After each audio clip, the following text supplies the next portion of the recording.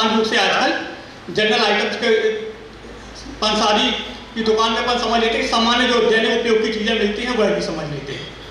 अब चौरसी ऋषि ने चौरसिया समाज के लिए किस प्रकार उनके हाथ में या उनके हाथों में ये पान का व्यापार या पान की खेती आई, इसके संबंध में ये सामान्य धारणा है कि सभी, एक समय ऐसा था कि सभी लोगों के पास में, किसी के पास में कोई निश्चित कोई व्यापार या कोई किसी जाति के पास में, निश्चित वर्ग के पास में कोई निश्चित चीज़ें नहीं थी कि कौन क्या व्यापार करेगा और क्या हो। उस समय यह हो रहा था कि सभी लोग व्यापार कर रहे थे, लेकिन क्या होता था कि जो भी समृद्धशाली या जो अपने प्रतिष्ठा अनुरूप जो भी व्यापार जम जाता था, जम जाने के बाद में किसी दूसरे ऐसे व्यक्ति उस पर कब्जा कर ले रहे थे या उस पर अपने धमक से उस पर अपना कब्जा कर ले रहे थे, जिससे कि उनका एक निश्चित व्यापार या निश्चित समय के बाद में उनके पास में कुछ नहीं बच रहा था। उस समय सब ऋषि मुनियों ने, सामान्यतः उस समय एक परंपरा थी कि ऋषि मुनि आपस में मिलकर बैठकर सारी समस्याओं का हल करते थे। उन्होंने सभी ऋषियों ने मिलकर आपस में यह निश्चय किया कि हमें एक ऐसी व्यवस्था बनानी चाहिए जिसमें सबके पास ये निश्चित हो सके कि कौन क्या व्यापार करेगा, कैसा व्यापार करेगा। तो सबने मिलजुल कर एक ये निश्चय किया कि हम ब्रह्मा जी के पास बैठकर यह निश्चित करते हैं कि सबका एक अलग अलग निश्चित तौर पर एक व्यापार बने और उसके आधार पर सबका एक जीवोपार्जन की वो बन जाए, एक सारी परंपराएं बन जाए, सारी रीति बन जाए, जिसपे कि वो अपना चल सके। उसी क्रम में सबने मिलकर बैठकर ब्रह्मा जी के पास में जाकर निश्चय किया कि और उस समय सबको अलग अलग, किसी को जो जैसे उनको अलग अलग व्यापार और व्यवसाय की रीति बन गई। लेकिन उस समय जो कि चौरसिया समाज के कुलगुरु कहे जाते हैं या चौरसिया समाज के संस्थापक या चौरसिया समाज के मुख्य ऋषि थे चौरसी महाराज। चौरसी महाराज उस समय नहीं पहुंचे। क्यों नहीं पहुंचे? क्योंकि वो अपने कठिन तपस्या में लीन थे और उनको उस समय ये जानकारी थी। लेकिन जब बाद में सबके बारे हिस्से में बंटवारा हो गया, अलग अलग सबके हाथों में व्यापार के बारे में पता चल गया, तो उनके पास भी ये खबर पहुंची। तो उन्होंने फिर ये निश्चय किया कि मैं जाकर स्वयं ब्रह्मा जी से इस बारे में बात करूंगा कि जो मेरे अनुयायी हैं या मेरे जो लोग हैं उनको कौन सा व्यापार या कौन सा व्यवसाय मिलेगा, जिससे कि वो भी अपने आगे चलकर अपना जीवोपार्जन सुविधा अनुसार एक निश्चित रीति से कर सके। जब उन्होंने जाकर ब्रह्मा जी से अपनी समाज या उनके अनुयायियों की समस्या बताई, तो उन्होंने कहा कि अब तो सारा बंटवारा हो चुका है, अब तो कुछ है नहीं इसका। तो उन्होंने कहा नहीं, कुछ तो आपको करना पड़ेगा, नहीं तो ऐसे में ये हमारे अनुयायी आगे चलकर कैसे काम कर पाएंगे, कैसे इनका जीवोपार्जन होगा, कैसे वो इस समाज में रह पाएंगे। तो उन्होंने कहा चलिए मैं कुछ व्यवस्था बनाता हूँ। तो फिर किसी ने उनके ब्रह्मा जी के सलाहकार थे, देवता थे, उन्होंने सलाह दी कि जो नागवेद जिसे अपन सामान्यतः पान कहते हैं, पान से संबंधित व्यापार अभी भी छूटा हुआ है। अब पान क्या है? पान को अपन सामान्यतः अपन समझते हैं पान सिर्फ एक सामान्यतः एक वो है, एक खेती है, उपज है या कुछ भी समझ लेते हैं। लेकिन पान के बारे में ये वो है, पुराणों या अपने उसमें अवधारणा है कि पान की उत्पत्ति जब असुर और सुरों का संग्राम हुआ, तो उस समय जो अमृत की जो बूंदें थी जो छलक कर नाग वासुकी के ऊपर गिरी और उससे जो बेल बनी वह नागवेल या पान कहता है। इसी से उसको अपन नागवेल भी कहते हैं पान को। उन्होंने कहा इससे, ब्रह्मा जी ने कहा कि इससे संबंधित व्यापार अभी भी किसी के पास नहीं है, न इससे संबंधित व्यवसाय है, तो आप अगर चाहें तो आपके अनुयायी ये इसका व्यवसाय कर सकते हैं। इस आधार पर चौरसिया समाज के लोगों को पान से संबंधित व्यापार का अधिकार या मिला, जिसके आधार पर उन्होंने अपना जीवन यापन या एक समझ लिया पर एक औषधि का, समाज के लिए एक औषधि का उपयोग करना, जिससे कि संबंधित, अब हम उसको सामान्यतः समझ लेते हैं कि पान सिर्फ एक अपने साथ में एक व्यंजन है, लेकिन वो एक महान औषधि भी है उपयोग हम समाज में चौरसिया समाज के लोगों के द्वारा कर पा रहे हैं। अब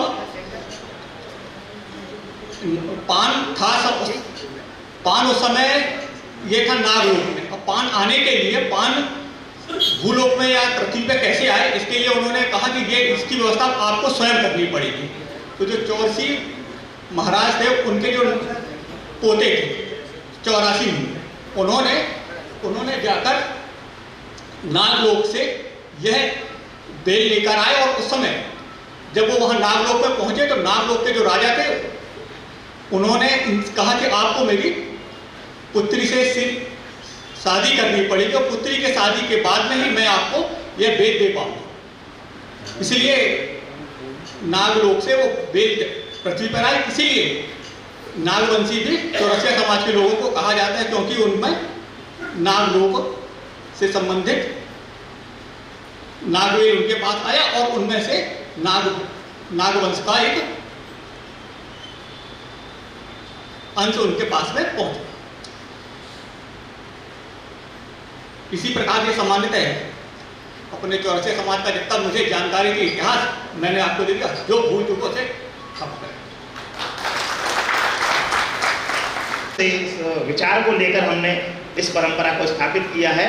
और एक और आवश्यकता होती है कि कार्यकर्ताओं में जो हिचक है पब्लिक स्पीकिंग की, वो भी किस प्रकार से दूर हो, उनको भी लगे कि हम उनको मंच पर बुलाते हैं। इसीलिए कई बार ऐसा भी हो जाता कि उन्हें मालूम नहीं रहता, थोड़ा संकोच होता है। लेकिन फिर भी दीपक जी ने बहुत अच्छी तरह से अपनी बात रखी है। जोरदार करतल ध्वनि से आप सब दीपक जी के विचारों का स्वागत कीजिए, उनके प्रयास का स्वागत कीजिए।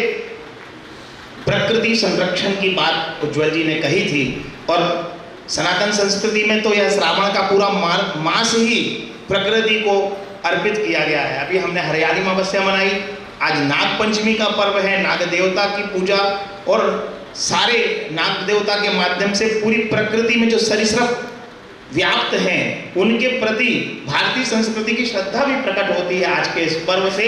इसके बाद हम नवमी तिथि को कजलियां बोएंगे और रक्षाबंधन के दूसरे दिन उन्हीं कजलियों से एक हरियाली का महोत्सव मनाएंगे, समृद्धि का महोत्सव मनाएंगे। तो ऐसे प्रकृति संरक्षण के कार्य में लगे आज के हमारे एक माननीय अतिथि माननीय श्री धर्मेंद्र यादव जी, जो कि पर्यावरण संरक्षण गतिविधि के विभाग संयोजक हैं, मैं आग्रह करूंगा कि प्रकृति से जुड़ती हुई अपनी बात हम सबके बीच रखें। माननीय धर्मेंद्र जी। कार्यक्रम की शुरुआत में कुछ नारे लगे थे, एक बार और उत्साह के साथ। मैं समझता हूँ माइक से तेज आवाज आएगी यदि सभी लोग लगाएंगे तो। बोलिए प्रभु राजा रामचंद्र की, राजा रामचंद्र की, भारत माता की, भारत माता की। जैसा कि मेरा परिचय हुआ, पर्यावरण, अभी हम सभी समरसता सेवक संगठन के मंच पर उपस्थित हैं।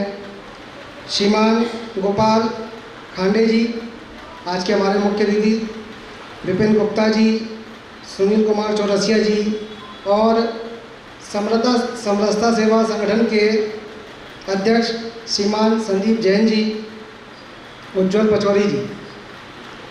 तो मेरा परिचय जिस नाते हुआ है उसकी हम थोड़ी थोड़ी चर्चा करेंगे। पर्यावरण विषय पर यदि आप में से किसी को भी बोलने के लिए कहा जाए तो शायद आप घंटों बोल सकते हैं, लेकिन कुछ चीज़ों पर मैं बोलने का प्रयास करूंगा। आज हमारा समाज और मैं खुद 2020 से हमारे पास ये संगठन का दायित्व आया, और दायित्व के पश्चात हम कई स्थानों पर बैठना हुआ, कई समाज के अतिथियों के साथ, संगठनों के साथ, समितियों के साथ। तो ध्यान में ये आया, यदि किसी से पूछा गया और आपसे भी शायद पूछा जाए तो पर्यावरण सिर्फ एक शब्द पर सीमित कर देते हैं, वह है पेड़। और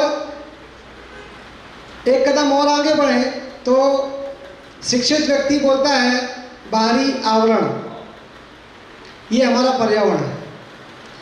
तो शुरुआत करते हैं, जब पृथ्वी की शुरुआत हुई होगी तो सबसे पहले जल आया, जमीन आई, जंगल आया, जंगल में जानवर आए और उसके पश्चात आखिरी में हम और आप आए, जिसको हम जन कहते हैं। ये पृथ्वी की शुरुआत रही, पर्यावरण की इससे शुरुआत हुई। लेकिन वर्तमान परिप्रेक्ष्य में जिसकी हम चर्चा करते हैं वो पर्यावरण पेड़ नहीं। पर्यावरण के साथ आज की ज्वलंत समस्या और उसका निवारण भी है, वो है पेड़, फिर जल और सबसे बड़ी समस्या है प्लास्टिक। इसको हम पर्यावरण नहीं मानते। 2-2 मिनट जो है इन सब चीज़ों पर मैं बताऊंगा आपको कि पेड़ जो है प्रति व्यक्ति हमारे भारत देश के अंदर वो 422 पेड़ प्रति व्यक्ति चाहिए, लेकिन भारत देश में पेड़ों की संख्या प्रति व्यक्ति सिर्फ और सिर्फ 22 रह गई है। अब ये आप लोग तय करिए कि इस 22 को हम कैसे बढ़ाएंगे। अभी हमने एक बहुत अच्छा कार्यक्रम किया था गत समय रविवार को, समरसता सेवा संगठन ने बहुत अच्छा वो कार्यक्रम किया था। उसमें आनंद की अनुभूति सबसे अच्छी यह रही कि फ़ोटो नहीं खींची थी। फ़ोटो नहीं खींचने का कहने का तात्पर्य यह है कि वह जो है पेड़ सुरक्षित भी हुए, उन पेड़ों की सुव्यवस्था भी ठीक प्रकार से हुई।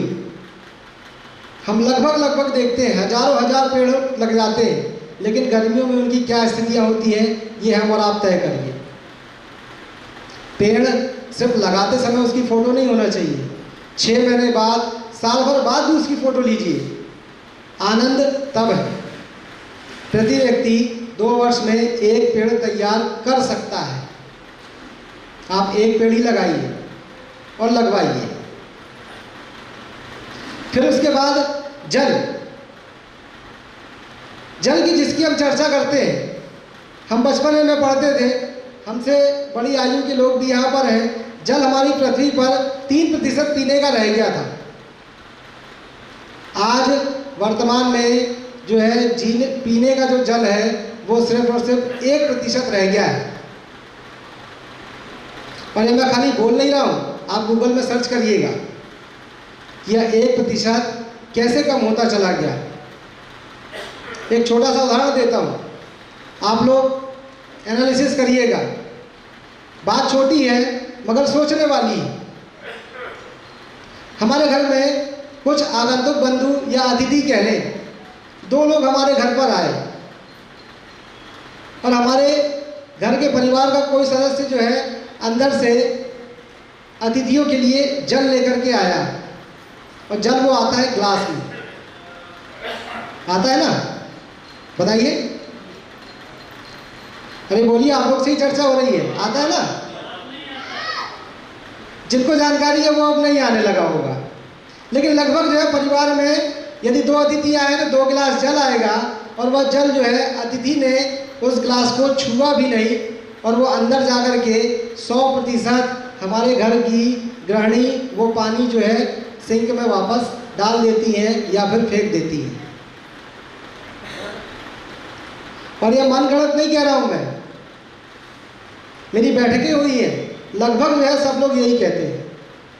उसका एक उपाय निकला तो जो है सर्वे में आया कि 5 वर्ष जितना हम पानी उस गिलास, आधा गिलास या थोड़ा सा हमारा अतिथि पी करके छोड़ देता है, वह जो है 5 वर्ष जितना गिलास वो फेंक देता है, 1 वर्ष की हमारे भारतवर्ष की खेती हो जाती है। इतना पानी हम जो है बाहर फेंक देते हैं। अब इसका उपाय क्या है? तो जो है अतिथि को खाली गिलास दीजिए, एक जग में पानी रखिए, बॉटल में पानी रखिए, लोटे में पानी रखिए, जिस व्यवस्था से आप रख सकते हैं उसमें पानी रखिए। अब बताइए, वो लोटा, वो बॉटल, वो जग का पानी अंदर जा कर के फेंकेगा क्या? तो वह 100% नहीं फेंकेगा, वह पानी आप जो है परिवार में उपयोग होगा ही होगा। ऐसे हम किस प्रकार से जो है जल बचा सकते हैं? यह सिर्फ कहने की बातें ना रहें, विचार करिए कि जो है हम कितने जल का अपव्यय करते हैं। जहाँ पानी नहीं आ रहा है वहाँ देखिए, बेंगलोर इसका सबसे बड़ा उदाहरण है। बेंगलोर का पानी गर्मियों में 2000 फीट नीचे चला जाता है। बगल में हमारे सतना है, हमारे संगठन मंत्री जी को पता होगा, कुछ वर्षों पहले जबलपुर से पानी जाता था। कारण क्या है? जल का अपव्यय। तो हमारे जबलपुर में भी ऐसी स्थितियां ना हो, इसकी भी चिंता हमने करना चाहिए। फिर उसके बाद आता है प्लास्टिक। आपको जानकारी के लिए बताऊं तो जो है अमेरिका, विकासशील देशों में हमारी गिनती होती है अमेरिका की। अमेरिका में प्रति व्यक्ति प्लास्टिक का जो अपव्यय है वह 110 किलो है। अब सोचेंगे तो यह बहुत ज़्यादा है, और हमारे भारत में प्रति व्यक्ति पर प्लास्टिक का अपव्यय 10 से 12 किलो है। फिर भी हम गंदगी का ढेर है। कारण क्या है कि हम प्लास्टिक को क्लासीफाई नहीं कर पाते हैं। हमने प्लास्टिक भी उसी में डाला, उसी में गीला कचरा भी डाला, उसी में घर की खाद्य सामग्री भी डाली, और कचरे वाले को हम जो है उपहार में देते हैं। अब ये बताइए, वो कचरा जो है वो कचरे वाला कैसे उसको अलग करेगा? वो कचरे का ढेर बनाएगा। दिल्ली की गाजीपुर मंडी के पास जो कचरे का ढेर लगा हुआ है, यह इसका सबसे अच्छा उदाहरण है। और वो कचरा जो है वो कचरे वाले का नहीं है, ये हमारे और आप जैसे लोगों का है। 160,000 टन माल वहाँ जो है इकट्ठा है। हम 2 साल पहले 3 साल पहले सुनते थे 2 पहाड़, फिर 2.5 हुए, अब वो पहाड़ 3 हो जाएंगे। तो ये कचरा कहाँ का है? 2004 में बम्बई में बारिश में एक कार में बैठे हुए परिवार की जल समाधि हो गई थी, और बम्बई ने उसका जो है न्यूज़पेपर में उसका वो निकाला, हल निकाला, क्या निकाला कि बोले जो है वो समुद्र का पानी ऊपर आया और वो उसमें जो है पुल के पास तक आ गया, और वो गाड़ी वहाँ से आगे नहीं बढ़ पाई, और वहाँ उस परिवार में कार में फंसे हुए एक परिवार की जल समाधि हुई। बाद में कुछ सामाजिक लोगों ने उसका सर्वेक्षण किया। सर्वेक्षण में ध्यान में आया कि जो है हमारे आपके घर का जो प्लास्टिक वह निकलता है वह नाली में फंसा, और नाली में फंसने के कारण पानी रुका, और उस पुल में पानी का जल भरा हुआ, और उसके कारण जो है एक परिवार की जल समाधि हुई। बम्बई का जो समुद्र है, कहते हैं कि 14 से 16 फीट जो है ज़मीन से नीचे है। इतनी जल्दी समुद्र का पानी ऊपर नहीं आ सकता था, लेकिन चूंकि कुछ सफाई देना थी उस वहाँ के प्रशासन को, तो उन्होंने दिया। कहने का यह अर्थ यह है कि हम जो है प्लास्टिक किस प्रकार से कम कर सकते हैं। छोटी छोटी बातें हैं, सामान्य परिवार की बातें हैं। हम 7 साल 8 साल पहले जो है घर से थैला लेकर के जाते थे सब्जी लेने। आज लगभग परिवार के लोग नहीं जाते हैं, और जो 10-20% जाते हैं वो भी जो है उपहार स्वरूप जो है पन्नी लेकर के ही आते हैं।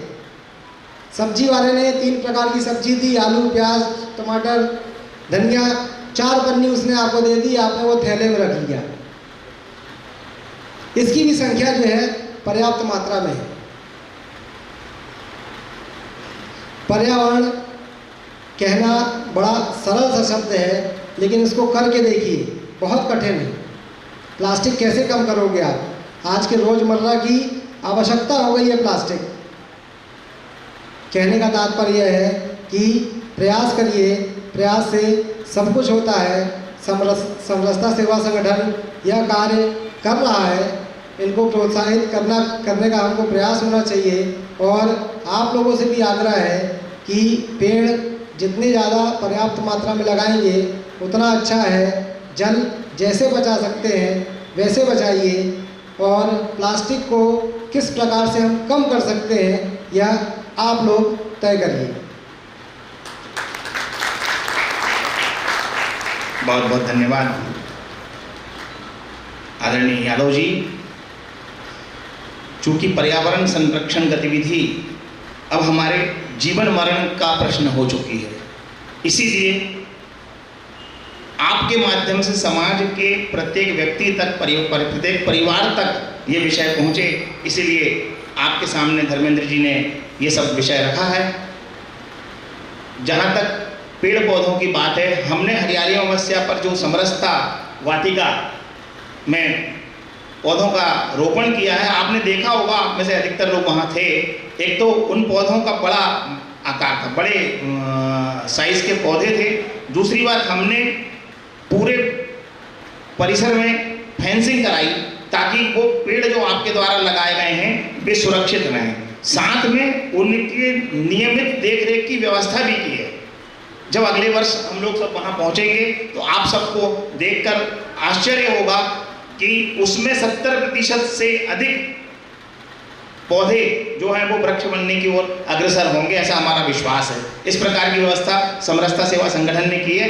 मैं यादव जी को जो है अवगत कराना चाहता हूँ कि हमने जो कार्य किया था वो इस प्रकार से। हाँ, अभी हमारे आज के कार्यक्रम में एक विशिष्ट उपस्थिति है आदरणीय सुनील कुमार चौरसिया जी की। मैं आग्रह करता हूं कि आएं और हम सबको अपने संक्षिप्त उद्बोधन से लाभान्वित करें। श्रीमान सुनील कुमार चौरसिया जी। सर्वप्रथम मैं चौरसिया समाज के कुलगुरु चौरसी महर्षि को सादर नमन करता हूं। साथ साथ समरसता समाज के प्रथम संस्थापक तुलसी पीठाधीश्वर ग्राम भद्राचार्य को भी नमन करता हूँ। मंचासीन समस्त अतिथिगण, उपस्थित श्रोतागण और आमंत्रित हमारे समाज के विशिष्ट लोग जो कि सामने बैठे हुए हैं, उनको मैं भी सादर अभिवादन करता हूँ। जैसा कि पूर्व वक्ताओं ने बताया, पर्यावरण संरक्षण पर, नागबेल माता पर और हमारे समाज के बारे में भी बताया। मैं थोड़ा सा उस बात को आगे बढ़ाना चाहूँगा। जैसा कि बताया गया है, चौरसिया समाज का मुख्य पारंपरिक बिजनेस पान के पत्ते का उत्पादन रहा है। पान के पत्तों का सेवन, जैसा कि आप सभी लोग जानते हैं, नाग देवता से नाग के फन के समान होता है, इसीलिए उसको नागबेल कहा गया, राजा वासुकी की बेटी। और उसी से चौरसिया समाज के मुख्य त्यौहार नाग पंचमी हो गया।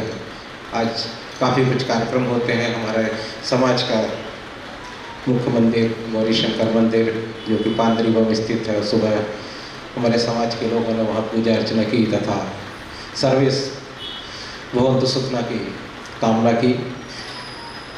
मैं इस मंच से समरसता समाज का आभार भी व्यक्त करना चाहूँगा कि उन्होंने आज का पर्व चौरसिया समाज के लिए एक कार्यक्रम का आयोजन किया तथा मुझे मौका दिया आप लोगों के बीच में आकर बोलने का।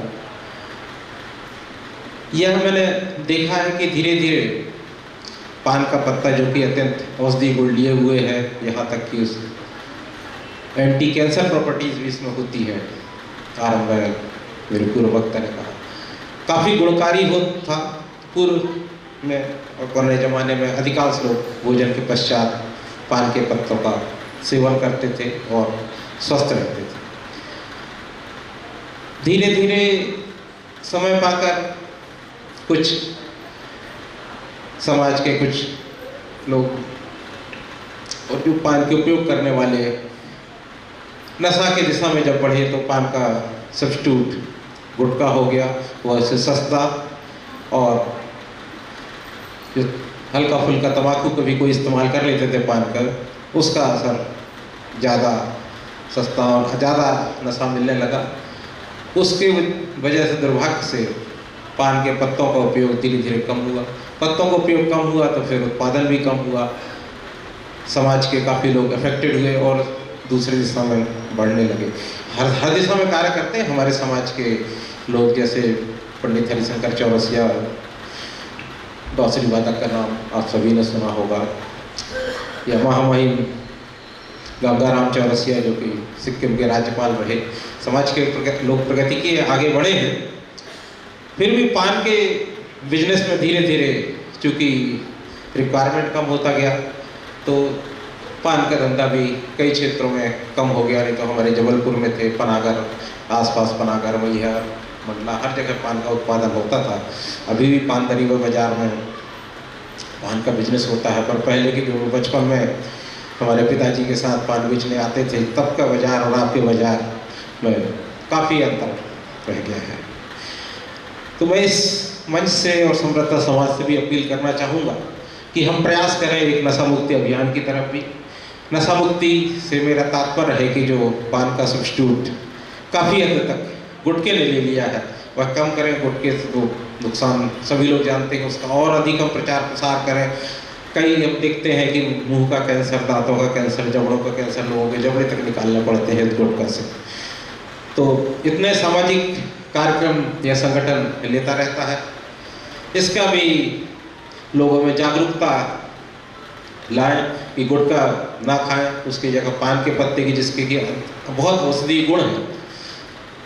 सुपारी की मात्रा कम हो तो और ज़्यादा अच्छा है पान में, और पान के पत्तों का प्रचार हो जिससे कि पुनः पान का उत्पादन बढ़े। रिक्वायरमेंट बढ़ेगा तो उत्पादन बढ़ेगा, उत्पादन बढ़ेगा तो जो भी मेरे भाई बंधु, मेरे समाज के लोग पान को उत्पादन करते रहे हैं वो आगे आएंगे और समाज की प्रगति होगी, देश की प्रगति होगी। मैं यही संदेश देना चाहता हूँ आप सभी का। पुनः एक बार हार्दिक अभिवादन, सादर अभिनंदन। बहुत बहुत धन्यवाद आदरणीय सुनील कुमार चौरसिया जी, आपने एकदम समयानुकूल संदेश यहाँ से प्रसारित किया है। पान औषधि है और पान मसाला जहर। पान स्वास्थ्य बचाता है, स्वास्थ्य बनाता है, स्वास्थ्य का रक्षक है, और पान मसाला स्वास्थ्य का विनाशक है। हमारी पीढ़ियों को ये जो जहर लग गया है इससे छुटकारा पाना पड़ेगा। और यहाँ सब बैठे जो बंधु हैं, अनेक समाजों के वरिष्ठ जन हैं, ये ओपिनियन मेकर्स भी हैं, ओपिनियन को आगे ले जाने वाले भी हैं, और अपने अपने समाजों में अपने विचारों के माध्यम से समाज के कल्याण का कार्य करने वाले हैं। निश्चित रूप से आप सबके माध्यम से ये बात नीचे तक पहुंचेगी कि जहां हमें पान का सेवन करना है वहीं पान मसाला, गुटखा और ऐसे दुर्व्यसन जो हमारी वर्तमान पीढ़ी को, भावी पीढ़ी को नष्ट कर रहे हैं, उनसे हमें बचना होगा। बहुत बहुत धन्यवाद आदरणीय चौरसिया जी। मैं आग्रह करूंगा हमारे आज के कार्यक्रम के मुख्य अतिथि माननीय श्री गोपाल खांडेल जी, पूर्व पुलिस अधीक्षक IPS, आदरणीय खांडेल जी कृपया आएँ और हम सबका आज के इस दिवस पर मार्गदर्शन करें। जोरदार करतलध्वनि से हम सब खांडेल जी का अभिनंदन करें।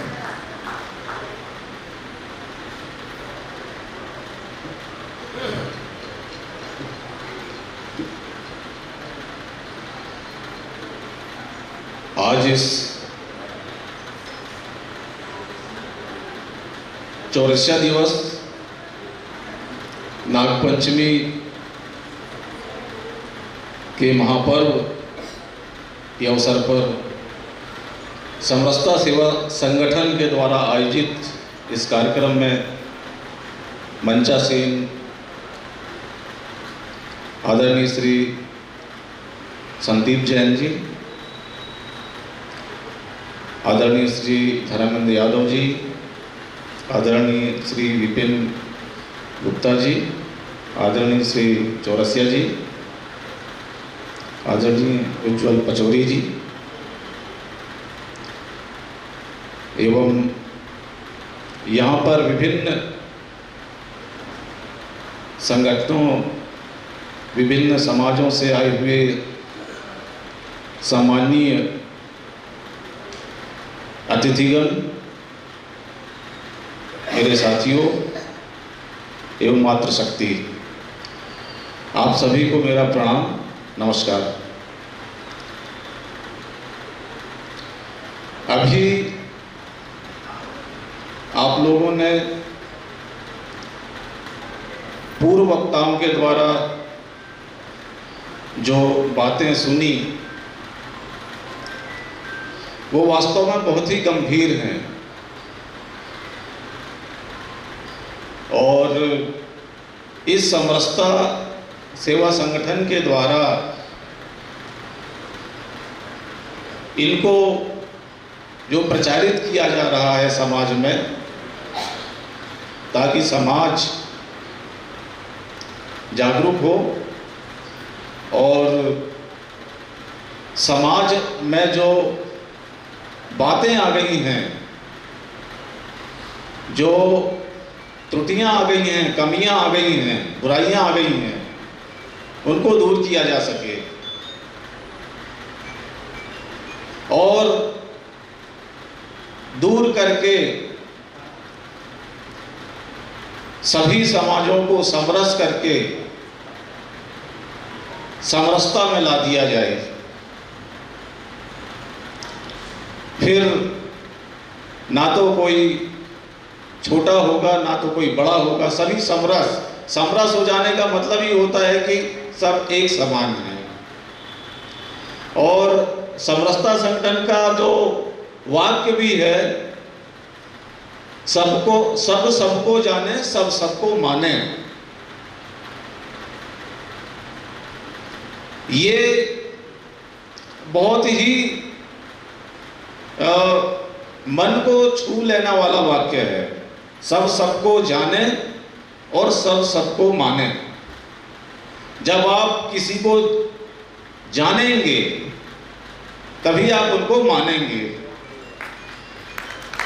तो अभी हो ये रहा है, हालांकि ये बहुत ज़्यादा नहीं है, लेकिन देखा गया है समाज में कि लोग एक दूसरे को जानते भी नहीं हैं।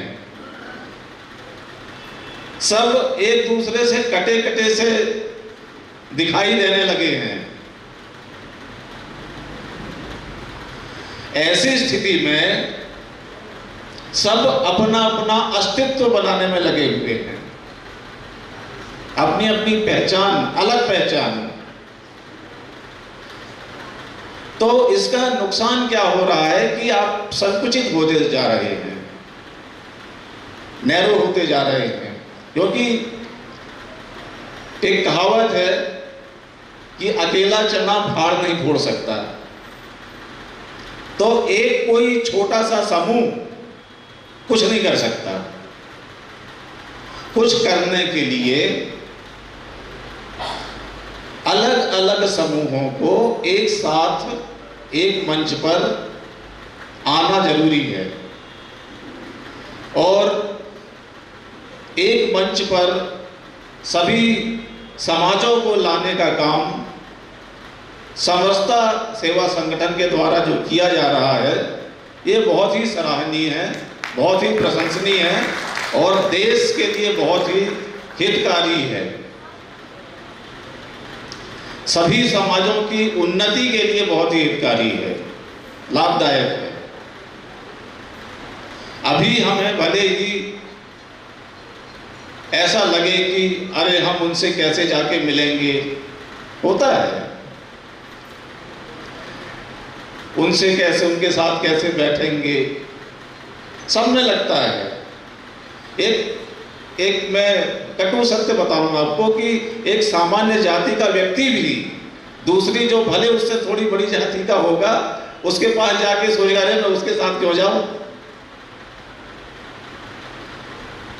तो इस भावना को हमें दूर करना होगा, एक दूसरे को पास में लाना होगा और एक साथ बैठना होगा, बैठकर बात करना होगा और बात करने के बाद जो भी उन्नति के लिए, एक दूसरे के विकास के लिए जो सहायक बातें होंगी उनको आगे अमल में लाना होगा। ये काम मिलाने का काम तो समरसता सेवा संगठन बहुत ही बखूबी कर रहा है। अब इसी के संदर्भ में आपको धार्मिकता पर ले आता हूँ। ये तो एक सामाजिक बात थी जो होना बहुत आवश्यक है। हमारा देश विभिन्न धर्मों का देश है। जो महीना चल रहा है श्रावण मास, सनातन धर्म में, हमारे सनातन धर्म में श्रावण मास का सर्वाधिक महत्व है। पूरा श्रावण मास भगवान शिव को समर्पित होता है और श्रावण मास में ही जो त्योहार आते हैं, हरियाली और उसके बाद फिर अभी रक्षाबंधन, कजलियाँ, ये सभी जो त्योहार आते हैं, भाई दूज, तो ये सभी त्योहार सभी लोगों को मिलाने वाले हैं। कजलियाँ में हम सभी मिलते हैं, चाहे वो किसी भी समुदाय के हों, एक दूसरे से मिलते हैं, कजलियाँ बांटते हैं, गले मिलते हैं। तो धार्मिकता की दृष्टि से भी देखा जाए तो हमारे सनातन धर्म में सभी को जोड़ने का ही काम किया गया है। सभी त्योहार ही इस तरीके के बने हुए हैं, सब एक दूसरे से जुड़ जाते हैं। चाहे भगवान शिव की पूजन का काम हो, आज श्रावण मास की कृष्ण पक्ष की पंचमी है। अभी हमारे पूर्व वक्ताओं ने, अभी हमारे तिवारी जी ने परम श्रद्धेय 84 ऋषि जी के बारे में और चौरसिया समाज के बारे में कैसे उनकी उत्पत्ति हुई और कैसे वो पान के व्यवसाय में संलग्न हुए, इस संबंध में बहुत अच्छा एक पुरानी धार्मिक बातें उन्होंने बताई। सबका बहुत अच्छा ज्ञान अर्जन किया।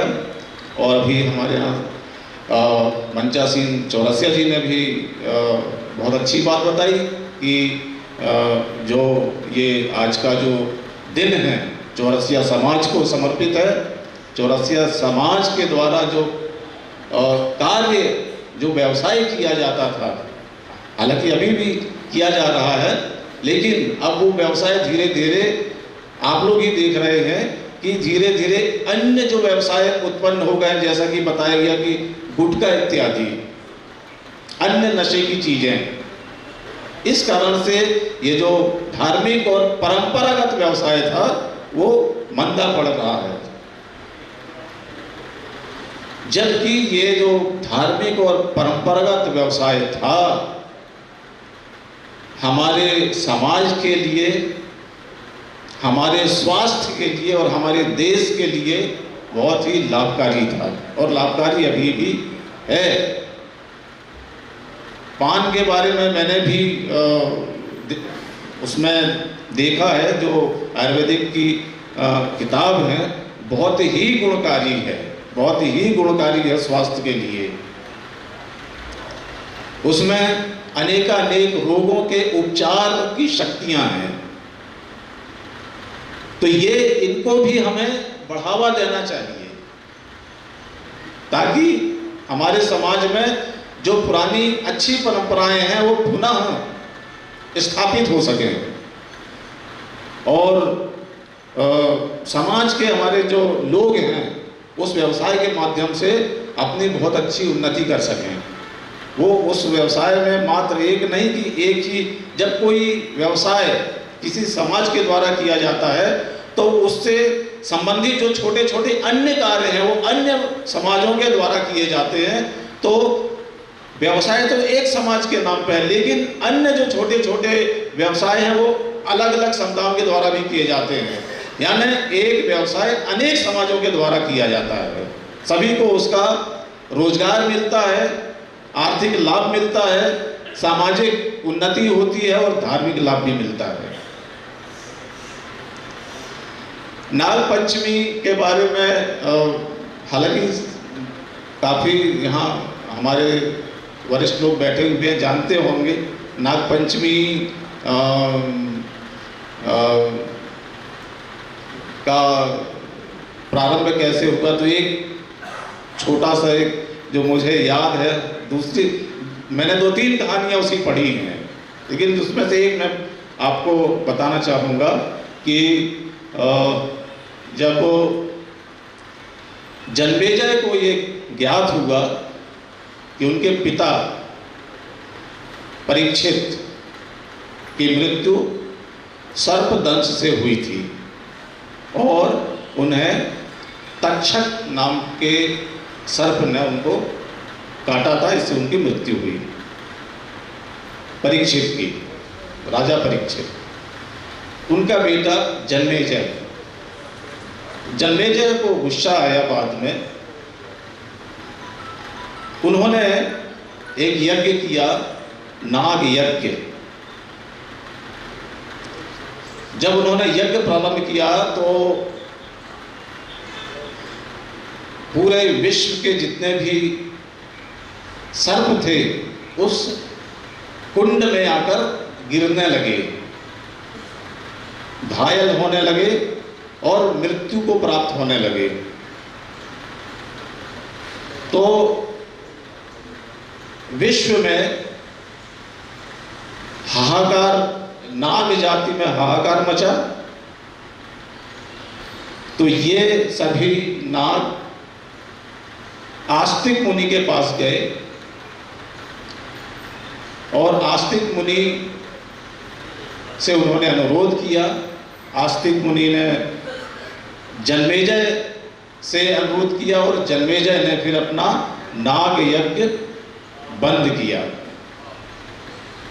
और जो जले हुए जो चोटग्रस्त नाग थे उन पर दूध की धारा आस्तिक मुनि ने डाली थी और उनकी प्राणों की रक्षा की थी। उस दिन भी पंचमी था, उस दिन से नाग पंचमी का पर्व मनाया जाने लगा। ये जो एक कथा है और भी है, तो जो ये मैंने आपको शेयर किया। नाग हमारे विश्व के नाग यानी नाग से संबंधित जातियां, उसमें अनेक जाति के सर्प भी आते हैं। हमारे विश्व के पर्यावरण के लिए बहुत ही उपयोगी है। खेतों से फसलों की रक्षा करते हैं। हमारा देश कृषि प्रधान देश है और हो सकता है पहले भी, सबसे पहले खेती ही मुख्य व्यवसाय रहा हो, आज भी है। खेती में चूहे एवं अन्य जो कीड़े मकोड़े होते हैं वो फसलों को नुकसान पहुंचाते हैं और सर्प चूहों को, कीड़े मकोड़ों को खाकर नष्ट करने का काम करते हैं, लेकिन सर्प कभी फसलों को नुकसान नहीं पहुंचाते। तो इस तरह से फसलों की रक्षा करते हैं, आर्थिक विकास में योगदान है और इससे पर्यावरण संतुलित होता है। जो यदि सर्प चूहे ना खाएं, कीड़े मकोड़े को ना खाएं, तो खेतों में कीड़े मकोड़े ही दिखेंगे आपको, आप पैर नहीं रख पाएंगे, इतने हो जाएंगे। तो परिस्थिति का जो पारिस्थितिक संतुलन जो कहते हैं वो होता है।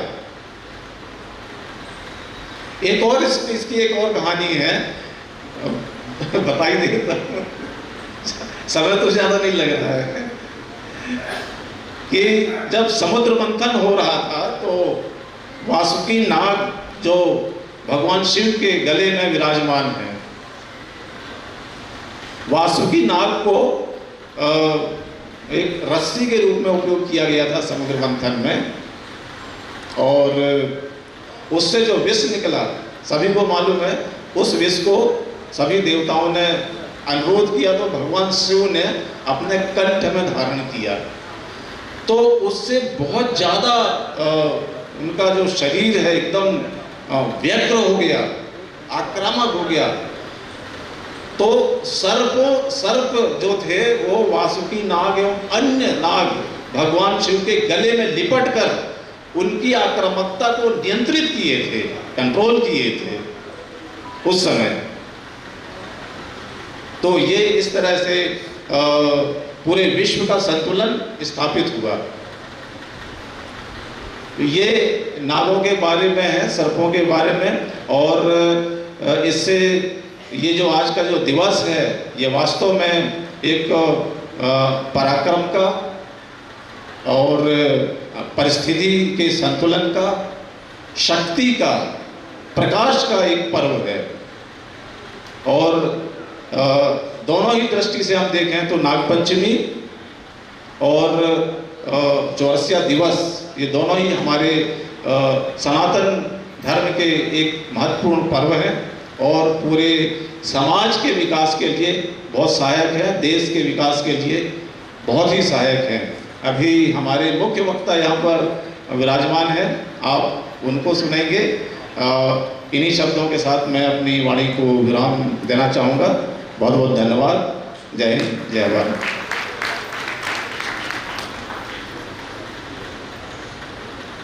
बहुत बहुत धन्यवाद आदरणीय खांडेल जी। भगवान शिव के कंठ में हालाहल, उस हालाहल को नागों के द्वारा नियंत्रित किया गया। सही, बहुत सुंदर जानकारी आपने यहाँ हम सबको दी।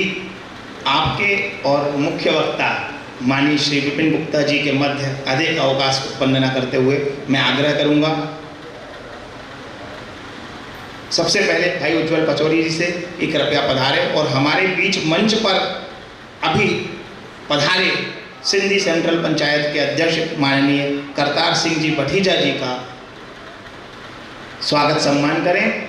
आदरणीय करतार सिंह भठीजा जी समरसता सेवा संगठन के प्रति उनका स्नेह है, उनका मार्गदर्शन है, सदैव उनका स्नेह हम सबको प्राप्त होता रहता है। एक प्रेरणा के रूप में उनकी उपस्थिति और उनका सहयोग सदैव समरसता सेवा संगठन को मिलता रहता है। भाई उज्जवल पचौरी जी हम सबकी ओर से करतार सिंह भठीजा जी का सम्मान कर रहे हैं। करतल ध्वनि से हम सब भी इसमें शामिल हों। माननीय मुख्य वक्ता विपिन जी कृपया पधारें।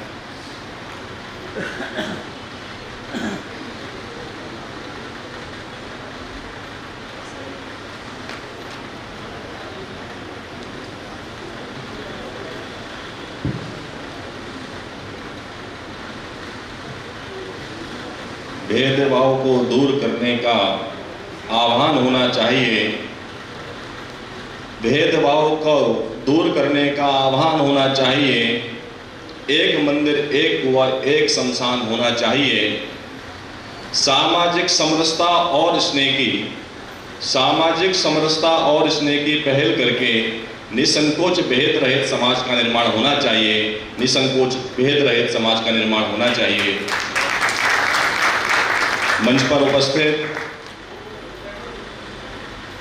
चौरसिया समाज के अध्यक्ष श्रीमान सुनील कुमार जी, मुख्य अतिथि माननीय धर्मेंद्र यादव जी, श्री गोपाल खंडेल जी, इस सामाजिक समरसता संगठन के अध्यक्ष आदरणीय संदीप जैन जी, सचिव उज्जवल पचौरी जी, मंच का संचालन कर रहे आदरणीय धीरज अग्रवाल जी एवं इस सभागार में उपस्थित शहर के प्रमुख समाजजन, भगुन एवं भगनी। हमसे पूर्व वक्ताओं ने जो मुझे विषय रखना था वो काम आसान कर दिया है कि वह विषय पूर्ण रख चुके हैं, तो मैं कुछ बातें उसमें ऐड करने की कोशिश करूंगा। तो मैं 3 क्रम में अपनी बात पूर्ण करूंगा। सबसे पहले कि जिस हम सामाजिक समरसता संगठन के माध्यम से हम मिले हैं, उसका काम क्या है, तो हम देखेंगे कि भारत के अंदर प्राचीन पद्धति में कभी भी छुआछूत नहीं था। चाहे वो त्रेता युग हो, चाहे वो द्वापर युग हो, कभी भी भारत के अंदर कभी भी इस बात का जिक्र नहीं है कि कभी भी किसी के साथ इस बात को लेकर, चाहे वो गुरुकुल पद्धति हो। हम देखेंगे कि सामाजिक समरसता का जो अर्थ होता है, जैसे सभी ने बताया कि सभी को अपना समझना, क्योंकि सभी के जो विचार होते हैं, सभी के जो ध्येय होता है, वो सब एक होता है और हम वह भाव और विचारों को लेकर चलने वाले लोग हैं। और जिस प्रकार से हमारे देश के अंदर मुगल और ब्रिटिशों का जो आक्रमण हुआ, हमने अपने जो हमारा शील था, हमारा जो गौरव था, उसको भूलकर जो हमारा समाज था उसको हमने अपने से दूर कर दिया और हम मानते हैं कि हमारे पूर्वजों से कुछ गलती हुई हो, उसको सुधारने की आवश्यकता है और ये जो सामाजिक समरसता संगठन है उसके माध्यम से एक होने की आवश्यकता है। हम देखेंगे कि भारत के अंदर हम सभी लोग देखेंगे प्राचीनतम समय में अनेक उदाहरण देखने को मिलते हैं, चाहे वो केवट का प्रसंग आता हो, चाहे माता सबरी का आता हो। जब प्रभु श्री रामचंद्र जी वनवास की ओर जाते हैं तो माता सबरी से मिलते हैं, तो एक चौपाई के माध्यम से आप लोगों के बीच में उसको रखना चाहता हूं कि जब माता सबरी प्रभु श्री रामचंद्र और लक्ष्मण से मिलते हैं तो उनका जो भाव रहता है, उनका जो एक अंदर की जो आत्मा रहती है, वो किस प्रकार से रहती है कि सरसिज लोचन बाहु विशाला, जटा मुकुट सिर उठ वनमाला, श्याम गौर सुंदर दो भाई, सबरी परिचरण लपटाई। एक ऐसे वनवासी राजा राम जिनके सर पर जटा है, सुंदर हैं, श्यामल हैं, ऐसे दो राजाओं को माता सबरी अपने लपेट लेती है। और सबसे पहला उदाहरण देखने को मिलता है कि श्री रामचरितमानस में भी प्रभु श्री रामचंद्र ने सबसे पहले सामाजिक समरसता का उदाहरण दिया था और उसी समरसता का भाव लेकर हम सब लोग काम करने वाले लोग हैं। हम देखेंगे कि हमारे देश के अंदर जो आक्रमण हुआ उसी कालखंड में हम सब अलग हुए हैं और आज हम सब लोगों को एक होने की आवश्यकता है। हमारा जो संगठन है, हमारा जो संघ है, जो उसका मूल विचार था कि सभी एक रहें, उसी विचार को लेकर सामाजिक समरसता संगठन काम कर रहा है। मैं पूरे विद्यार्थी परिषद की तरफ से उनको शुभकामना देता हूं कि उन्होंने ऐसे संगठन का निर्माण किया जिसमें सामाजिक समता का भाव हो, सभी एक रहें और सभी एक करके राष्ट्र के पुनर्निर्माण में अपनी भूमिका निभाएं। आज जिस अवसर पर हम सभी लोग उपस्थित हुए हैं वह है नाग पंचमी। सर्वप्रथम आप सभी को नाग पंचमी की शुभकामनाएं। हम सब जानते हैं कि जो नाग पंचमी है, जो नाग शब्द के बारे में हमसे पूर्व वक्ताओं ने जो उल्लेख किया है कि नाग हमारी संस्कृति का एक वैशिष्ट रहा है, उसका एक अपना महत्व रहा है। हम देखेंगे कि हमारे जो मन की एक जो जागृत कुंडली भी रहती है, वह उसको जागृत करने का सबसे पहले जो काम किया था भगवान शिव ने किया था। और नाग का जो जिक्र हमसे पूर्व वक्ताओं ने किया था कि प्रकृति का संरक्षण भी होता है, वो संरक्षक भी होता है। जिस प्रकार से हमारे भारत के जो कृषि प्रधान देश है उसके लिए संरक्षण का काम करता है, वो नाग करता है। और नाग के बिना हमारा जो ध्यान करने, कुंडली जागृत करने का होता है, उसके बिना संभव नहीं है। और कुंडली जागृत करने का सर्वप्रथम काम अगर किसी ने किया था, भगवान शिव ने किया था। और हम कहते भी हैं, पुराणों में लिखा भी है कि हमारा जो मानव शरीर है वो नाग स्वरूप ही है। और वैज्ञानिक कहते भी हैं कि जो पृथ्वी का जो नाग का नेचर है वह मदर नेचर है, क्योंकि पृथ्वी के नीचे जो है वह नाग लेटी अवस्था में है, इसलिए उसको मदर नेचर कहा है, लेटी हुई अवस्था में। और वो कहते हैं कि वह पृथ्वी को सर्वाधिक रूप से स्पर्श भी करता है और इसका सबसे पहले भगवान शिव ने जाना है। हम सब जानते हैं कि भगवान शिव ने विशुद्ध जहर पिया उसका, और इस बात का इंकार भी नहीं किया जा सकता कि हमसे पूर्व वक्ताओं ने बताया कि किस प्रकार से भगवान शिव के गले में जो सांप लपटा हुआ है वह वसुकी नाम का सांप है। इसके पूर्व में जाएंगे कि हमारा नाग पंचमी का जो महत्व है, तो प्राचीन काल में हमारे इनके नामों के शहर भी थे, जिनके नामों का हम सब जानते हैं कि नागपुर है, नागालैंड है, नागदेह है, कश्मीर के अंदर शेष नाग हैं। ऐसे अनेकों नाम भी नाग के ऊपर शहर बसे हुए। जब पृथ्वी पर, सृष्टि पर जब विनाश हो रहा था, तो शिव के आशीर्वाद से शिव ने कहा था कि शेष यही रहेगा। इसकी जब हम अमरनाथ यात्रा करने जाते हैं तो शेष नाग जो हम जिक्र सुनते हैं वो आज भी है। जब भगवान गरुड़ द्वारा सर्पों को मारा जा रहा था, उसी समय हम जानते हैं कि वासुकी ने बोला कि वासुकी के बारे में जैसा बताया था कि भगवान शिव के गले में जो सर्प लिपटा हुआ है उसका नाम वासुकी है। तो वो कहते हैं कि आप कैलाश पर्वत जाइए, भगवान शिव के पास प्रार्थना करिए। और वासुकी के बारे में जैसा बताया कि समुद्र मंथन के समय रस्सी की जगह उनका प्रयोग किया गया था, वह वासुकी है। वासुकी ने कहा कि आप कैलाश पर्वत जाइए और भगवान शिव से प्रार्थना करिए, उनकी सेवा करिए, तब यह संभव होगा कि भगवान गरुड़ शांत होंगे। और उसका एक उल्लेख और मिलता है पुराणों में कि स्वयं वासुकी कैलाश पर्वत जाते हैं और भगवान शिव की आराधना भी करते हैं। और उसके पश्चात पृथ्वी पर सबसे पहले शिवलिंग पूजा करने का जो प्रारंभ हुआ, तो वासुकी ने शिव के उस समय से शिवलिंग पूजा करने का प्रारंभ हुआ है। हम एक और महत्व तो जानते हैं कि नाग पंचमी जो हमारा है विशेष त्योहार है, उसके भी कई पौराणिक महत्व मिलते हैं। उसके महत्व के बारे में हम चर्चा करते हैं तो भारत के अंदर अनेकों स्थानों पर मेले भी लगते हैं। हम अनेकों जिक्र करेंगे तो द्वापर युग में एक उदाहरण देखने को मिलता है कि भगवान श्री कृष्ण जब खेलते खेलते उनकी गेंद माँ यमुना नदी में चली जाती है तो उसको लेने के लिए जाते हैं, तो कालिया नाग से जो उनका संघर्ष होता है, उसके बाद उनको नाचते हैं और उसके पश्चात वो प्रार्थना करते हैं, उनको छोड़ देते हैं और कहते हैं कि यहाँ से दूर चले जाओ। और उसके बारे में ये भी कहते हैं कि उसी दिन से पंचमी दिवस का भी रूप में मानते हैं। और भारत के अंदर मल्लयुद्ध खेल का प्रारंभ उसी दिन से हुआ है।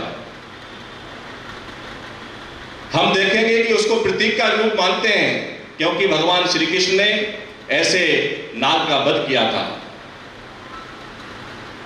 हम देखेंगे हमारे देश के अंदर गोंडवाना साम्राज्य के संस्थापक थे जादवराव योधराव, वो भी नागवंशी थे।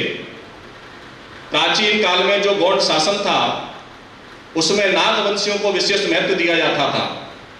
उस समय जब युद्ध किया जाता था तो नागवंशियों द्वारा विशेष प्रकार का तीर दिया जाता था जिसमें सर्प का निशान रहता था।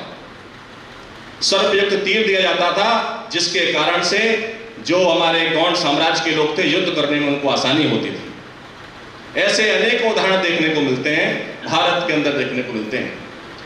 आज जिस चौरसिया दिवस का हम सब जानते हैं कि महर्षि चौरसी के नाम से चौरसियाओं की उत्पत्ति हुई है। नागवेल के बारे में जिक्र आया है कि नागलोक में उनकी पुत्री से विवाह होता है और वो नागवेल लेकर आते हैं। उसके पश्चात उस पौधे को रोपा जाता है और पान की उत्पत्ति होती है और उसके पश्चात जो उनसे संतान उत्पत्ति होती है वह चौरसिया समाज की उत्पत्ति के माना जाता है और आज वह चौरसिया के नाम से जानते हैं।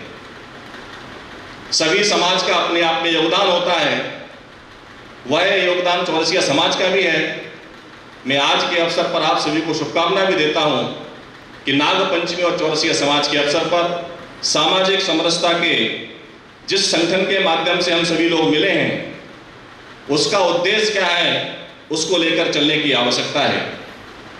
और सबको जाने, सबको माने को जो ध्येय है उसको लेकर चलने की आवश्यकता है। सभी समाज का अपने आप में गौरवशाली इतिहास होता है, सभी समाज अपने आप में गौरवशाली मानते भी हैं, लेकिन उसका ध्येय होता है सनातन धर्म। उसका ध्येय एक ही होता है कि हम एक हिंदू और एक सनातन धर्म के आधार पर काम करने वाले लोग हैं, इसी आधार पर हम सभी लोग काम करेंगे। इसलिए हमारे समाज के अंदर जो कुरीतियां थी, हमारे पूर्वजों में जो गलतियां थी, उसको ठीक करने की आवश्यकता है। आने वाली पीढ़ी यह कहे कि सामाजिक समरसता का सबसे बड़ा उदाहरण कलयुग के अंदर हम सबको स्थापित करना पड़ेगा।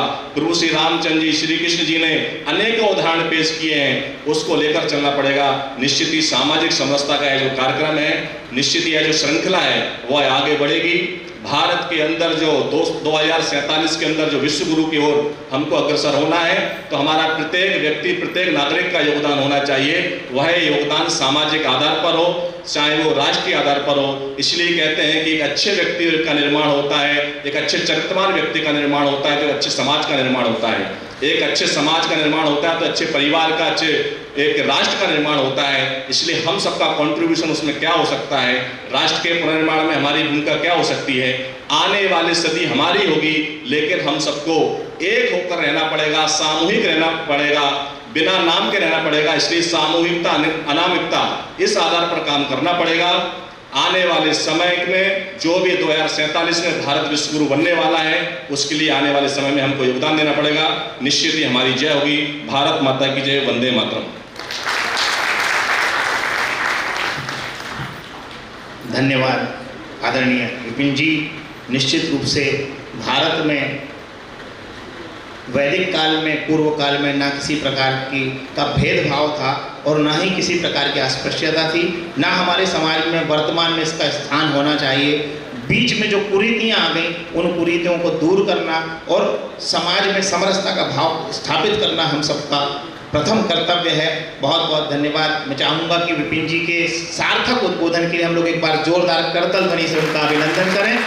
और जैसा कि आपको विदित है, कार्यक्रम के 2 चरण हैं। प्रथम चरण में विचार गोष्ठी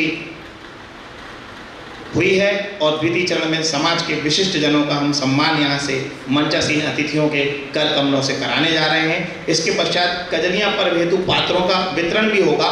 तो अब कार्यक्रम के 2 हिस्से हैं। पहला है विशिष्ट व्यक्तित्वों का सम्मान,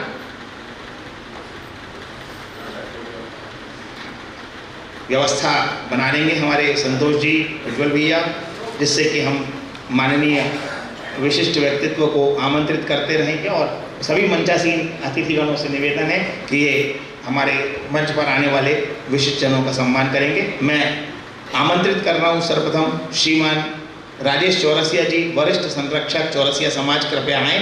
श्रीमान राजेश चौरसिया जी, श्री वरिष्ठ संरक्षक राष्ट्रीय महासभा के महामंत्री, कृपया आएँ।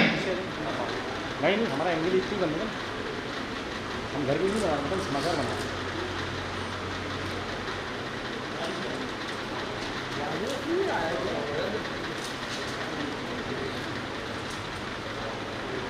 श्रीमान प्रमोद कैलाश प्रसाद जी चौरसिया, अध्यक्ष चौरसिया समाज जबलपुर, कृपया आएँ।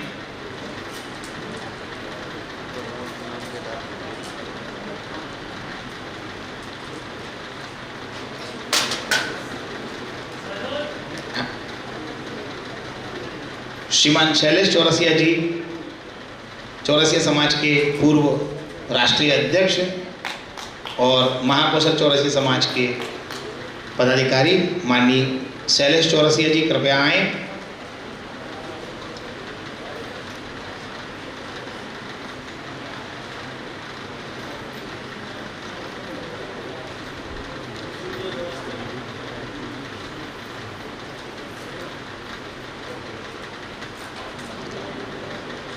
अच्छा, ठीक। शैलेश चौरसिया जी महाकुशल चौरसिया संघ के अध्यक्ष भी हैं।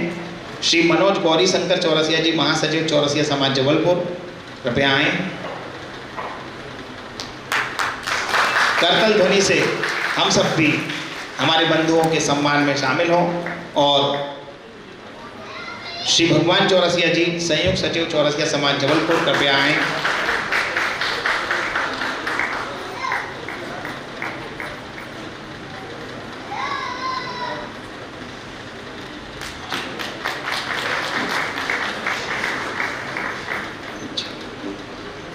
श्रीमान राजेश चौरसिया जी, प्रवक्ता चौरसिया समाज जबलपुर। श्री रामकृष्ण चौरसिया जी, उपाध्यक्ष चौरसिया समाज जबलपुर।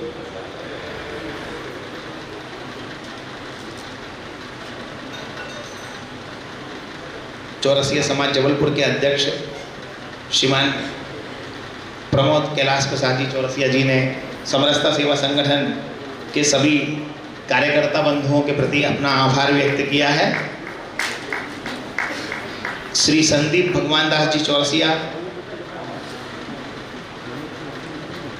श्री ऋषि राजकुमार चौरसिया जी, सचिव चौरसिया समाज जबलपुर, कृपया आए। श्री भगवान चौरसिया जी, संयुक्त सचिव चौरसिया समाज जबलपुर। श्री राजेश चौरसिया जी, प्रवक्ता चौरसिया समाज जबलपुर। श्री रामकृष्ण चौरसिया जी, श्री गोपाल नारायण चौरसिया जी, उपाध्यक्ष चौरसिया समाज जबलपुर। श्री शिव कुमार नारायण प्रसाद चौरसिया जी, संयोजक चौरसिया दिवस समारोह 2024।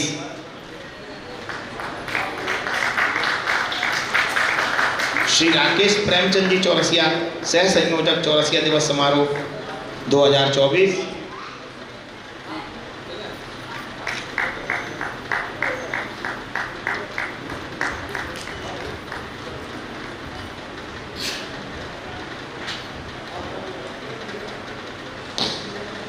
श्री मनीष मुरारीलाल चौरसिया जी, कृपया आए। श्री राहुल राजू चौरसिया जी, चौरसिया नवयुवक मंडल, कृपया आए।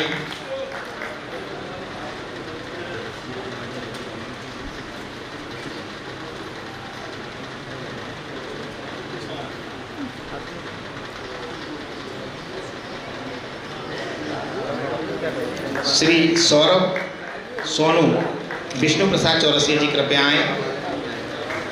उपाध्यक्ष चौरसिया नवयुवक मंडल। इंजीनियर आकाश अनिल चौरसिया जी, कदम मित्र, कृपया आए।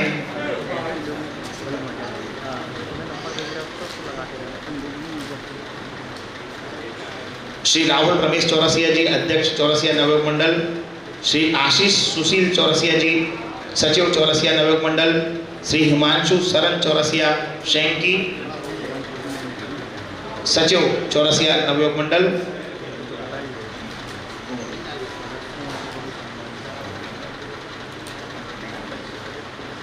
श्री सुशील लखन चौरसिया जी, कोषाध्यक्ष चौरसिया नवयुवक मंडल।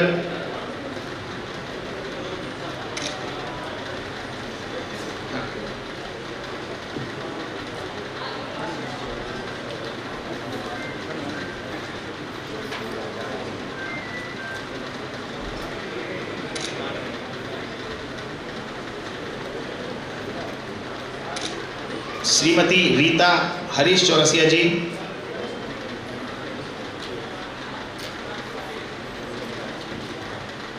श्रीमती देवेश्वरी तपन मोदी जी,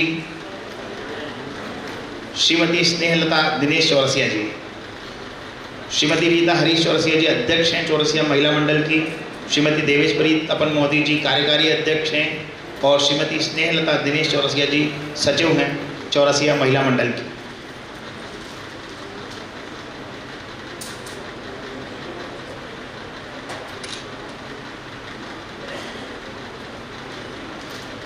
मातृशक्ति की उपस्थिति से मंच शोभायमान हो रहा है।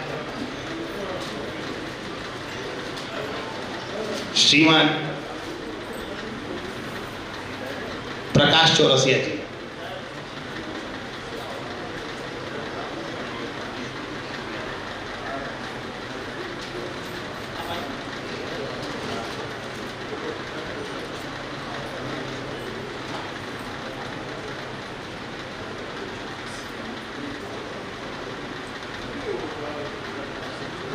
एक विशिष्ट बाल विभूति अभिजीत चौरसिया,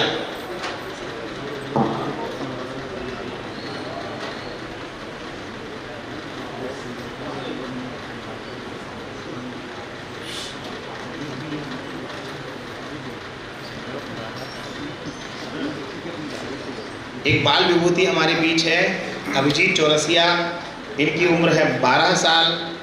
ये 6वीं कक्षा में अध्ययनरत हैं। संगीत के वाद्य यंत्र हारमोनियम, ढोलक, ड्रम, कैसियो, मंजीरा, कांगो, झांझा, टिमकी इत्यादि वाद्य यंत्रों को बखूबी बजाते हैं। ऐसी बाल विभूति अभिजीत चौरसिया जी के अभिनंदन भी करते हैं और मंच से शुभाशीष भी प्रदान करते हैं कि आप जबलपुर नगर का, चौरसिया समाज का और संस्कारधानी का गौरव सदैव बढ़ाएं। बहुत बहुत शुभकामनाएं, बहुत बहुत आशीर्वाद। श्रीमान मनोज चौरसिया जी गायक, सरिता चौरसिया जी, श्रीमती ममता रामकृष्ण चौरसिया जी कृपया आए। श्री शरद चौरसिया जी पांदरीवा,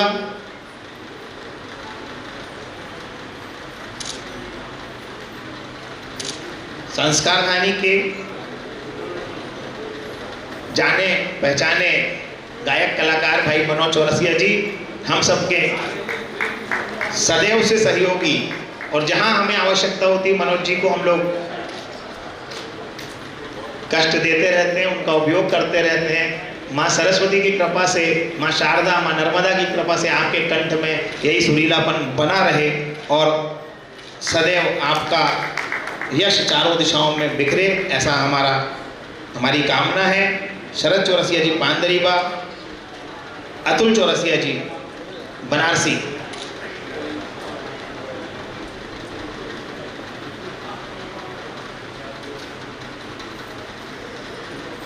सम्मान समारोह के तुरंत पश्चात पात्रों का वितरण होगा, जिनमें हम सब कजलियां लगाएंगे और एक समूह चित्र भी आप सभी का होगा। इसलिए मेरा निवेदन है कि जिनका सम्मान हो रहा है वे यहाँ रोकें। भाई अतुल चौरसिया जी बनारसी, भाई राकेश चौरसिया जी,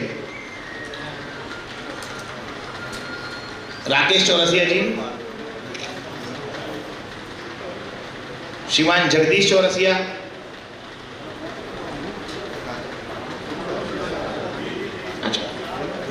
जी महाकौशल चौरसिया संघ से हैं जी, अतुल चौरसिया जी और राजेश चौरसिया जी सचिव और एवं उपाध्यक्ष, जगदीश चौरसिया जी,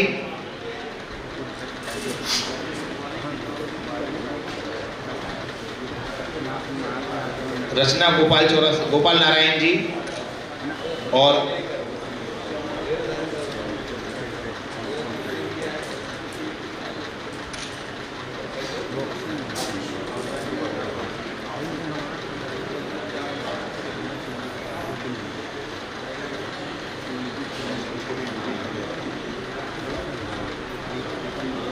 जी पात्रों का वितरण है। श्री राहुल रमेश चौरसिया जी, श्री सुनील जगदीश प्रसाद चौरसिया जी, श्री श्रीकांत ज्ञानेश्वर चौरसिया जी, श्रीमती ऋतु विवेक चौरसिया जी, इनमें से जो भी बंधु आ चुके हों, श्रीमती डॉक्टर अमला राजेश चौरसिया, श्रीमती श्वेता शैलेंद्र चौरसिया, आइए ना, आइए, श्रीमती सुमन, इंजीनियर हरीश चौरसिया जी, श्री हरीश चौरसिया, श्रीमती कीर्ति चौरसिया जी, श्रीमती अस्मिता चौरसिया जी कृपया आएं।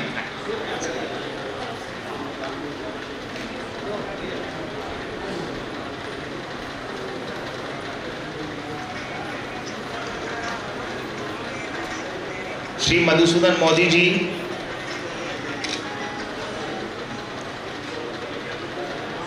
श्री सत्यनारायण चौरसिया जी, श्री राजू बालमुकुंद चौरसिया जी, श्री ऋषि राजकुमार चौरसिया जी, श्री शैलेंद्र गोवर्धन चौरसिया जी, श्री राकेश चौरसिया जी एडवोकेट लक्ष्मी चंद्र चौरसिया जी, श्री शिव भगवत प्रसाद चौरसिया जी और एडवोकेट आनंद परमानंद चौरसिया जी। इतने नाम मेरे पास हैं। यदि इनमें से कोई बंधु आ गए हों तो कृपया मंच पर पधारें। और आप सभी से निवेदन है कि अब पात्रों का वितरण होगा। पात्रों के वितरण के पश्चात ही आप पधारें।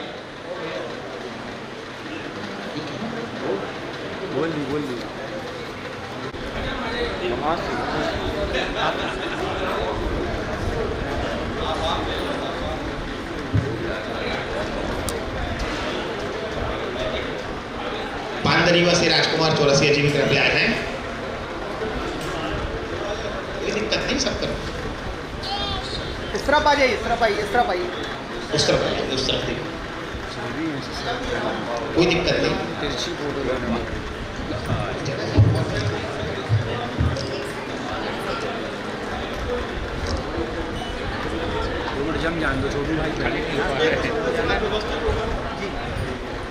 चलिए सामने देखिए सर। जो बंधु मातृशक्ति अभी पधारे हैं, इनका सम्मान रह गया है। आज के इस कार्यक्रम को सफल बनाया और समरसता कजलिया महोत्सव के लिए अपनी भागीदारी सुनिश्चित की। आप सभी समरसता कजलिया महोत्सव के संस्कार धनी के गौरव को बढ़ाने के लिए और एक समस्त समाजों के व्यक्तियों के साथ, मातृशक्ति के साथ, बच्चों के साथ कजलिया मिलने के लिए सादर आमंत्रित हैं। समरसता कजलिया महोत्सव के लिए पाठ्यों का वितरण किया जा रहा है। आप सभी से निवेदन है कि जलपान करने के पश्चात यहाँ से प्रस्थान करेंगे। हमारा सादर आग्रह है कि जलपान ग्रहण करने के पश्चात ही प्रस्थान करें।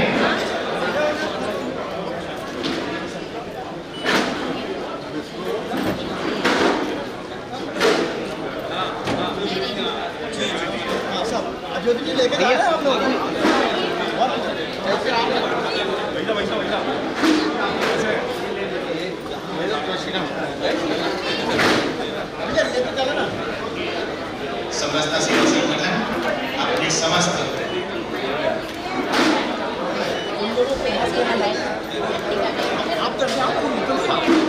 अतिथियों का पधारने वाले समस्त सहभागियों का, सभी समाजों के वरिष्ठ जनों का, मातृशक्ति का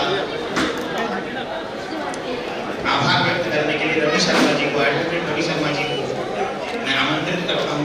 कृपया आए और समरसता सेवा संगठन की ओर से आज पधारे हुए अतिथियों और समस्त उपस्थित गणमान्य जनों का आभार व्यक्त करें।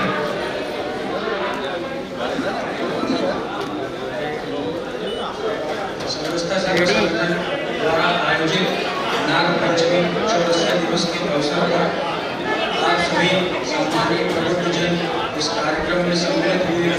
कजलिया महोत्सव के निमित्त पात्र वितरण कार्यक्रम में सम्मिलित हुए आप सभी का सादर आभार, धन्यवाद।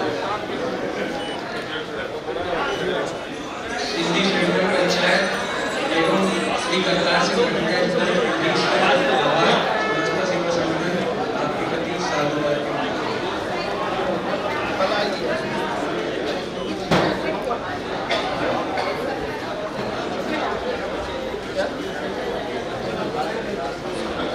पात्र वितरण हो रहा है। पात्र प्राप्त करने के बाद सभी बंधुगण मातृशक्ति कृपया स्वल्पाहार ग्रहण करने के पश्चात ही यहाँ से प्रस्थान करें।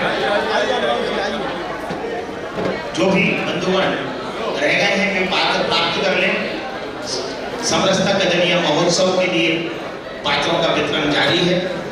आइए हम सब समरसता कजलिया महोत्सव की तैयारियां आज से शुरू करें और एक विराट स्वरूप संस्कारधानी समरसता कजलिया महोत्सव का देखने को मिलेगा, ऐसा हमारा विश्वास है।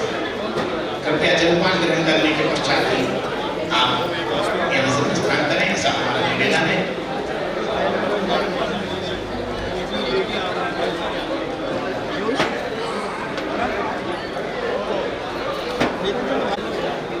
सभी बंधुगण मातृशक्ति को पात्र प्राप्त कर रहे हैं। इन पात्रों में कोई कजलियों को लेकर समरसता कजलिया महोत्सव में पधारने की बात है।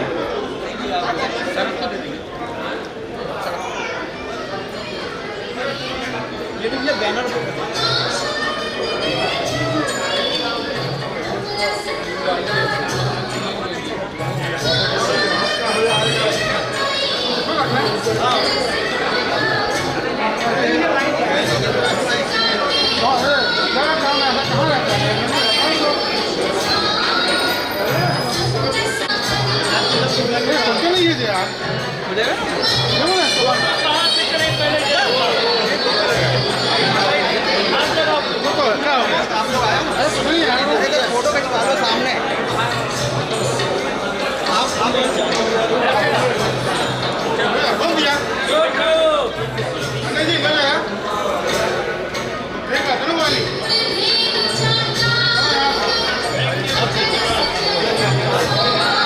ये आपका अरे चंद्रकांत जी,